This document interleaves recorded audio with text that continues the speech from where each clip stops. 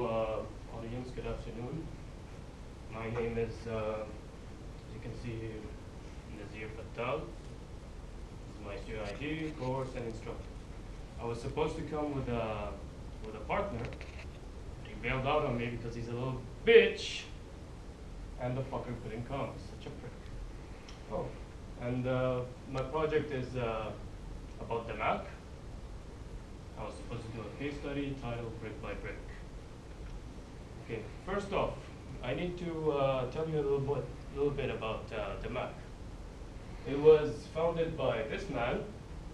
His name is Mr. Hussein Sajwani. Interestingly, I actually went to school with his son, Ahmed Sajwani. And he was a very misbehaved, spoiled little brat. He used to come every day in his Lamborghini, and his driver used to go and fuck shit up.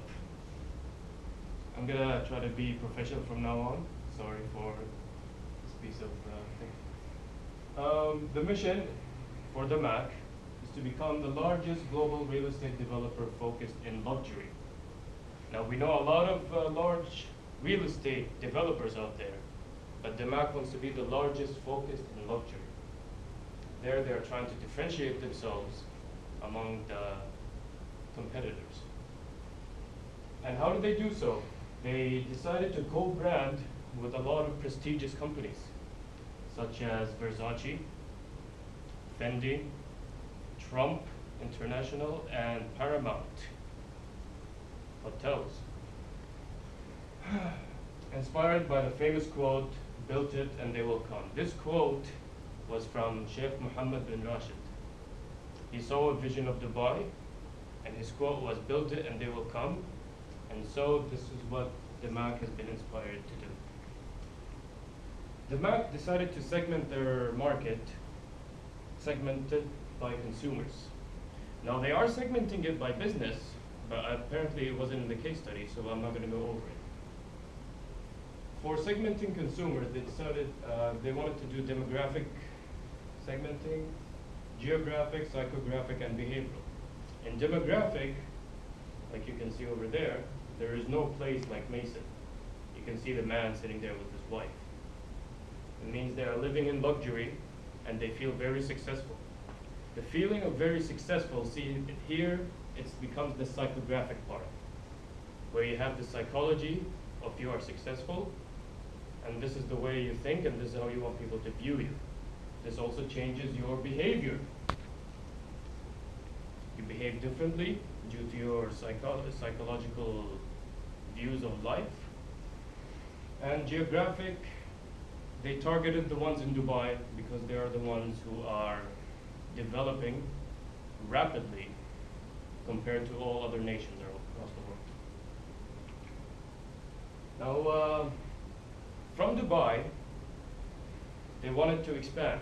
Now here, the company started off in 2002, and now they've started out in Dubai, and now they're moving on to many other cities, like Abu Dhabi, which is still in the UAE, then they start to brand out to other countries, like Doha, Riyadh, Jeddah. And they're like, okay, we're doing so good in the GCC, let's expand some more. So they decided to go to Egypt, Jordan, Lebanon, and recently in 2013, they decided to go to Baghdad. We'll talk about that later. And London, they have an initial public offering, IPO, as in they asked the public, they're like, do you want us here? And they want to see the public's reaction. They make like a survey or a search. And they're still waiting on it. Over there you can see their advertisement. The best properties in Lusail get sold out real fast, unless you invest faster. Now Lusail is in Doha. And here they want you to invest faster. You might ask yourself why. It's because they are growing extremely quickly. And the more money they're getting in, they're spending it all right away to grow bigger and bigger in the smallest amount of time possible. And that way, they can become the largest real estate developer focused on luxury and the quickest. But that's not mentioned in their mission, but that's their sub-mission. Akoya by Damac. Now this is the largest project Damac has so far. If you're like me, do you drive in Sheikh Zayed Road, sir? I do. Do you see all the advertisements for Akoya? Not really, but Damac, I've seen a lot of Okay, well advertising for recently they Damac. have been putting a lot of advertisement. Now see, Akoya here, they have many residential places for millionaires. Well, all of them should be millionaires, of course, because they're luxury apartments. Millionaires, not in dollars, but in dirhams. They have the residential areas where, now see, Damac, they've advertised to everyone. Everybody is being advertised, even though they're focused on the wealthy. However, it is good for the unwealthy to know about Damac as well, so that it builds an image in their mind, in everyone's mind, that Damac positioned themselves somewhere higher, where everyone else is. And the people who are unwealthy, they will try harder and they would want to buy or like they want to own or rent a place in Damac so that they can feel a sense of belonging to the prestigious group of Damac owners. This project over here, it features 100 mansions, all of them overlooking a golf course, and 1,000 residential apartments, villas of all sorts. Now, they claim that it's going to be the largest in all of Asia, the largest golf course project in all of Asia. And they cut their time to build it to 5 years because they have a high capital money. Thank God the professor's not here, otherwise I would have fucked up things up. Next, Hollywood themed hotels. Now see, Damac, I mentioned earlier that they co-branded with Paramount. I'm sure you've all seen movies and you are well aware of Paramount. That's sick. They Now, went that far. Yeah. And with Damac Towers over here, this is in Dubai. They wanted to make a hotel where it's themed like a Hollywood movie.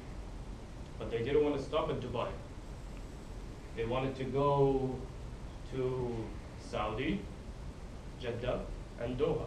However, the one in Saudi, they cannot build their tower to its full potential because of Saudi. Because of the strict restriction. government laws, yeah. Let's go around. And even the restaurants, they're all themed like Hollywood movies. I'm sure you've seen Mission Impossible, the one where Tom Cruise is in Dubai. Yep. It would be something like that. Which part of it exactly? I don't know. It's still in building progress. Now, Damac's future. See, Damac, they had a vision before. From their quote, build it and they will come. And they know that their future looks good in Dubai. So most of their assets are in Dubai, actually. However, what if something happened to Dubai? Because nobody knows the future. So they decide to expand to Baghdad, in Iraq, and London, and all the other countries that I mentioned earlier. Now see, in Baghdad, they have an advantage over there because they will be the monopoly where they are the only ones who can provide luxury apartments. There are no other companies that do that in Baghdad, so they will be the first. However, there are also challenges there because there are no competitors to learn from. You don't know the mistakes that they have made because they don't exist. And you don't know the mentality of the people living in Baghdad. You don't know if they would buy your products. Therefore, maybe your pricing will go down and you won't have a lot of profit. But since Dubai Expo 2020 is coming out, and they're going to be announcing it tomorrow, I believe. Yep, that's right. Tomorrow they'll be announcing if Dubai will get the expo, and if it does, the future looks very bright for Damac. Thank you very much. Any questions? No, you're welcome. Any questions, audience? Thank you for the applause. Okay, I have one question. Yes.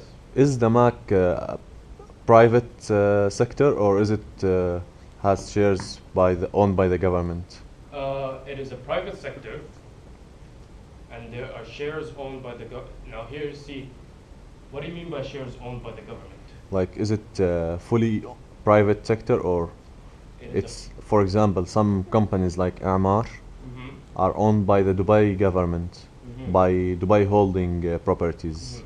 Now see, with real estate, there is always a link to the government. Mm-hmm. Because Damac here, they aspire to be the first, well not the first, they aspire to be the ones who shape Dubai's skyline, as in, they want to spearhead the competition and be the ones who determine what Dubai's buildings must look like.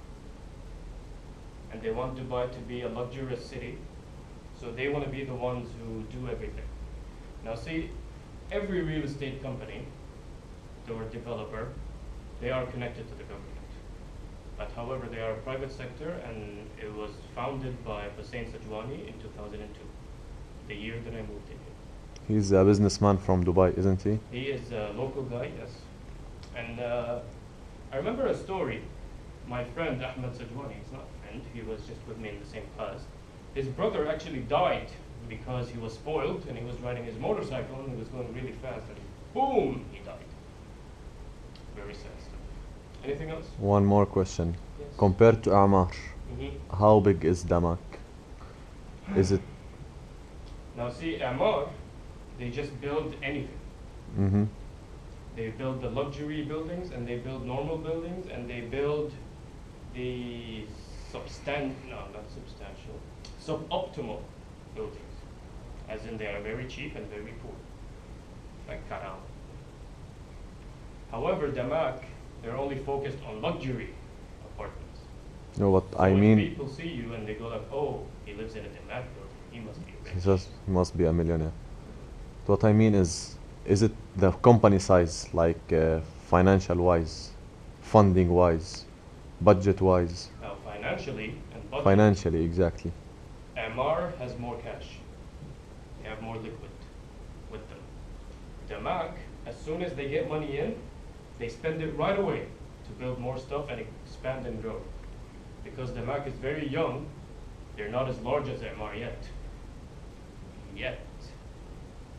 But soon, they will be internationally known as the luxurious company that everyone would aspire to be a part of. Bright future they got. Yes, thank you very much.